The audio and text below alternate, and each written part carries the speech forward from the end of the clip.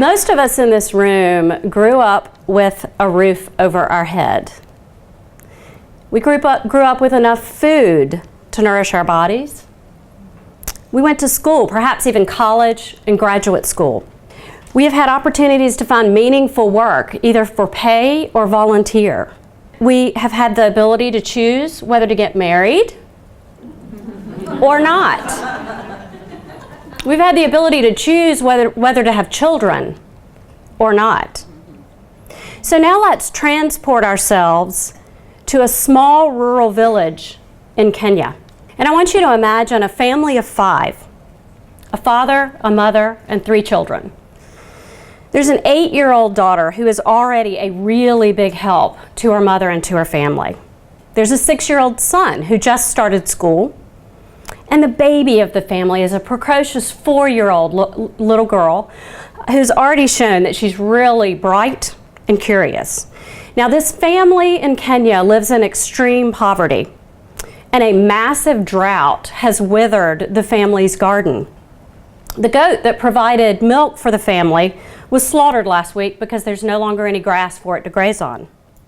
There is not enough food to feed all 3 children. So as societal norms mandate, the son is fed first. He brings honor to the family. Next in line is the older daughter, because she is already able to collect firewood and water. But there is never quite enough for the 4-year-old. First, she slows down. She's not quite as precocious. Before long, she becomes lethargic. Her small belly is distended, and her black hair turns a rusty shade of orange. She will become part of a staggering number of girls who disappear every year. By age 12, the older daughter will be married to a man many years her senior, and she will leave her family, and she will be required to do whatever her husband and his mother demand of her. One of the riskiest endeavors of her life will be having children before her young body is ready for the stress of pregnancy and childbirth. This is the impact of gender inequality in the developing world, and it is a matter of life and death.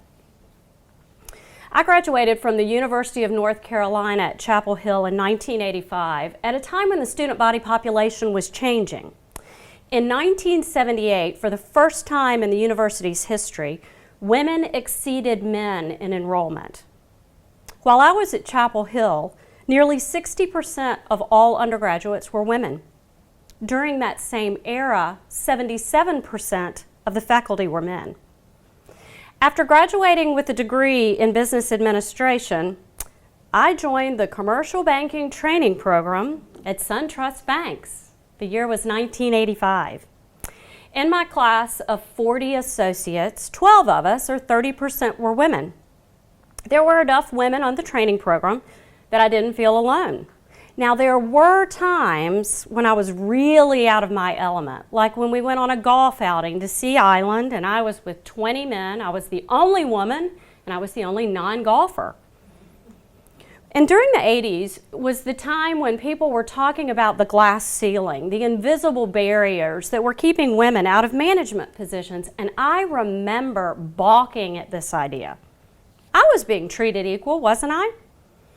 Well, a month ago, as I began to think about this presentation, I pulled out my old file from SunTrust Banks, and I found a memo I had written to a boss because I was shocked that my salary range had not increased when I was promoted to vice president.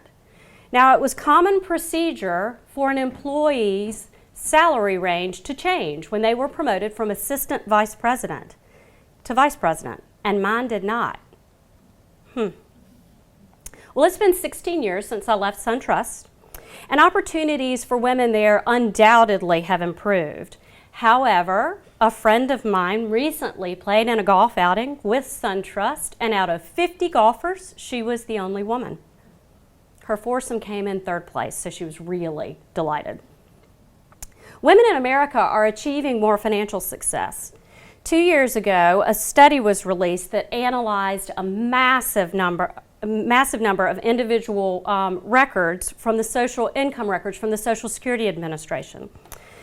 This study showed that in 1981, while I was at Chapel Hill, less than 6% of the top 1% of wage earners were women. 30 years later, in 2012, that percentage has grown to 18%. For the first time in history, we have a woman candidate who has been nominated by a major political party for the President of the United States.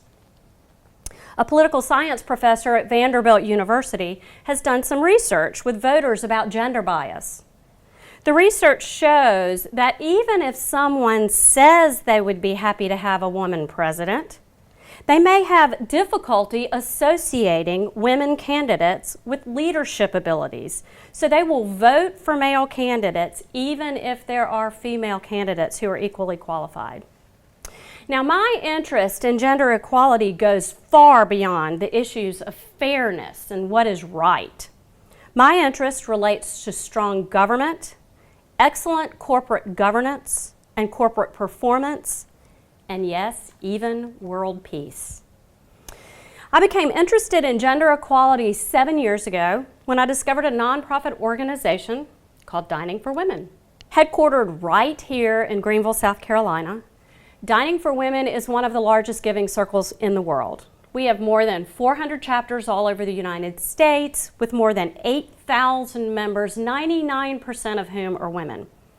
Through this giving circle, thousands of women in the United States have joined together to learn about the challenges facing women and girls all over the world, and then to collectively fund organizations that are fighting for gender equality in the developing world. My Dining for Women chapter meets once a month over a potluck dinner. Each person at the meeting donates what they would have spent if they had gone out to dinner. Last year, the average monthly chapter donation was $35 per member, so it's a nice dinner. And we raised over $1 million in 1 year to deploy in the fight for gender equality around the world. The real life stories that I have heard in my monthly chapter meetings have opened my eyes to the incredible level of discrimination faced by so many women and girls in the world. But imagine that you are a girl in Nepal, maybe 6 or 9 years old. Your family is so poor that they sell you into indentured servitude to a wealthy landowner for $20 to $60 a year. Needless to say, school is not an option as you are working 18 hours a day, and you are subjected to physical and sexual abuse as well as all manner of deprivation. Although this practice was outlawed 3 years ago in Nepal, there are many girls there still working virtually as slaves. Imagine that you are in Uganda and you're a member of the Batwa tribe. In an effort to save the silverback gorillas, the Ugandan government has forced your tribe out of your home in the forest and resettled you into a region where you must grow your own food.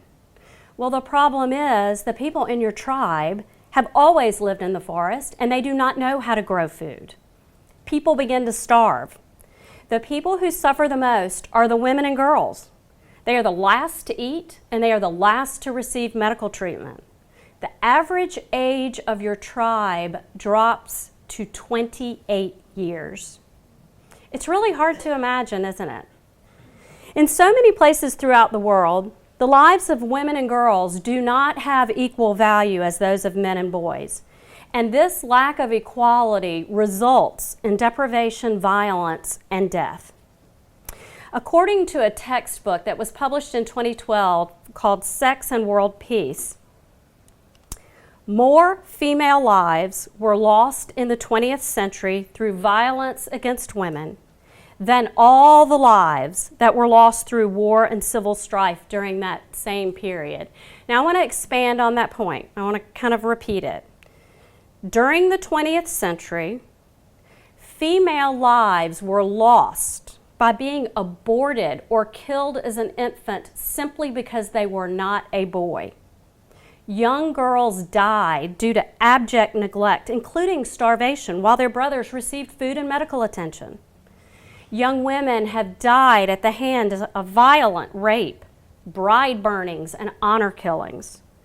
More females died in the 20th century than all lives that were lost during the same period in war. And I want you to think, World War I, World War II, the Holocaust, the Vietnam War, the war between Iran and Iraq, the Rwandan genocide, and everything in between. And they continue to perish. Every year, another 4 million women and girls disappear worldwide because of gender discrimination. To put that into perspective, the entire state of South Carolina has a population of 4.9 million. 4 million women and girls disappear every year. Former President Jimmy Carter has traveled to more than 70 nations around the world with the Carter Center. He has seen profound gender discrimination in his travels. And he says, whenever men are plagued with poverty, disease, or persecution, the women are suffering more. When there is a shortage of food or limited access to education, the men and boys have first priority. It sounds pretty hopeless, doesn't it? But there is hope. In the past 13 years, Dining for Women has funded more than 130 organizations that are working in 42 developing countries. Our chapters, and remember this is in $35 increments, our chapters have raised more than $6 million to empower women and girls around the world. The organizations funded by Dining for Women help women and girls achieve financial success through business training, microloans, and grants. Programs are funded that provide access to education, both traditional education as well as programs that teach women and girls about their rights, about health care for themselves and their family, and about building their self-esteem. Women and girls who have been trafficked are given the medical care, both physical and emotional, that they are needed to heal and become reintegrated into society. Dining for Women focuses on women and girls because they bear the brunt of global poverty, and because women who become economically independent invest what they have earned back into their families and back into their communities. So investing in women raises the living standards of entire families and entire communities. Countries that invest in women, for example, ensuring that their girls receive the same education as that of the boys, are more likely to be wealthy, stable, and to be democratic. Gender equality impacts the global economy. In the developing world, young girls are frequently married to much older men. Once married, they must forgo their education, and they will face risky pregnancies at an early age. But for every year that marriage is delayed for a young woman around the world, massive strides in both infant and maternal mortality rates are made. Empowering women will naturally restore the population balance because with reproductive freedom, women tend to have fewer children.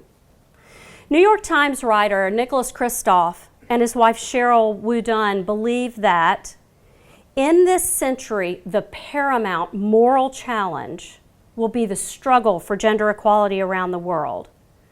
Not only is gender equality a moral challenge, but it is also a proven path to economic improvement and, yes, even world peace. In 2006, Secretary General of the United Nations, Kofi Annan, said, "The world is starting to grasp that there is no policy more effective in promoting development, health, and education than empowerment of women and girls." He went on to say, "I would venture that no policy is more important in preventing conflict or in achieving reconciliation after a conflict has ended." Research has shown that the better gender equality is in a country, the less likely a country is to go to a war, either a war with another country or a civil war. Gender equality impacts world peace.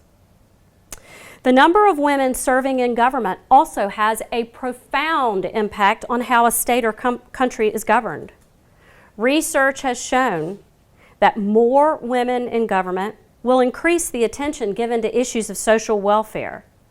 Women tend to be less corrupt, so more women in government means more transparency and less corruption. Female legislators will break party ranks on issues that are important to women and children. More women in the boardroom make a difference as well. Generally speaking, women are more risk-averse than men. A recent article in Business Insider titled "The $1 Trillion Reason Why Wall Street Should Take Gender Diversity More Seriously," this article notes that gender diversity is a hedge against groupthink. The article draws on a study that was done by Morgan Stanley, where they studied 1,600 publicly traded companies. Their study shows that the shares of public companies that are more gender diverse experience less volatility and outperform those that aren't. Gender equality impacts corporate performance. Even though there is economic evidence that shows that gender diversity has a positive impact on corporate results, there is a lot of work left to be done. A 2015 study by McKinsey & Company reveals that women still only comprise 16% of executive teams in corporate America. Another McKinsey & Company study reports that more than 75% of CEOs include gender equality in their top 10 priorities, but gender outcomes across the largest companies in the U.S. are not changing. Companies' commitment to gender diversity is an all-time high, but they are struggling to put that commitment into practice. To level the playing field, companies need to treat gender diversity like the business imperative that it is. Clearly, gender equality is still an issue in the United States. The more strides we make in bringing women to the table, both in our corporations and our government, the better off those corporations and our government will be. While gender equality is an issue of utmost importance here at home, it is still a matter of life and death in the developing world. There are 4 million women and girls disappearing every year. Lives are at stake. Global peace is at stake. I care. I hope you do too. It's about time. Thank you.